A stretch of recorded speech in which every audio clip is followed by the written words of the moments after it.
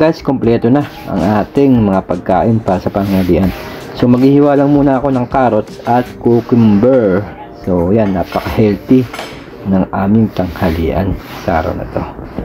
So ganito lang kasimple muna ang aming recipe. So para sa mga caregiver dyan, iba-iba talaga. Meron talagang madaming niluluto. At para sa amin naman dito ay nagluluto kasi yung anak na panganay ni Lolo. So ako nagluluto din ako ng mga basic lang. At kung meron kaming leftover sa aming freezer, iinit ko lang. Tapos yan, kukulang ako ng carrots, ng cucumber para meron kaming side dish. So ganun lang kasimple yung preparation ko sa tanghalian. Hindi natin pinapahirap yung ating gawain. Yung iba talagang makikita nyo na maraming niluluto. So iba talaga yung sistema dito sa Israel.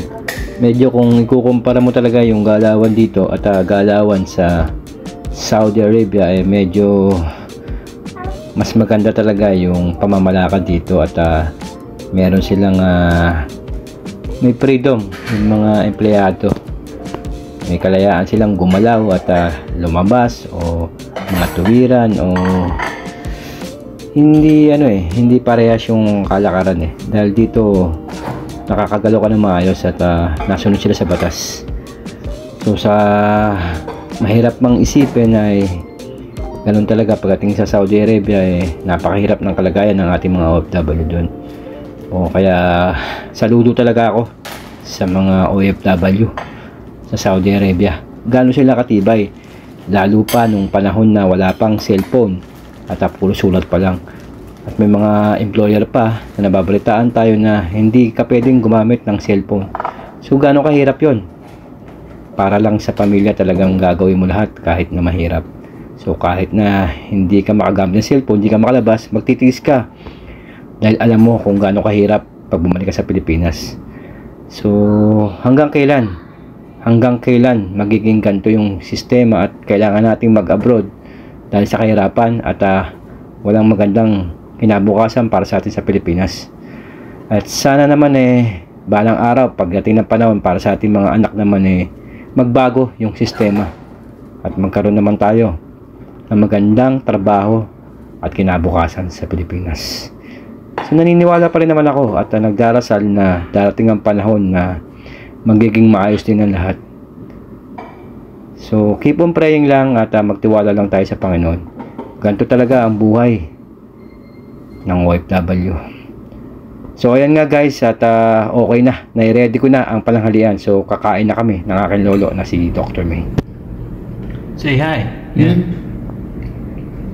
You want to try? We're having fish. Let's because a chef came here from the Philippines, from Manila.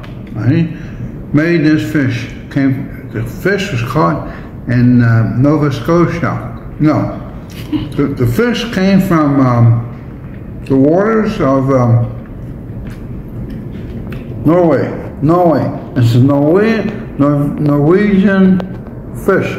If you'd like to try it. You want it? Come join us. Come join us. That's kosher or not? Oh, that's the whole question right there. Is it kosher or not? I want you to know, fish only came from the sea or fresh water, and they must have scales and fins. If they don't have scales and fins, you can't eat it. No. No lobster, no shrimp, no good. It says you don't eat anything that's abominable. You know what that means? Abominable? Abominable. If it's abominable, you don't eat it. It doesn't look good. Like a shrimp, it's not healthy look. It has no skeleton. There's the skin and it lives in the sea. It's not kosher. You understand this now? Thank you. I'll tell you more about it later. That's good. So yun nga, napaliwanag ni Lolo yung tungkol sa kosher.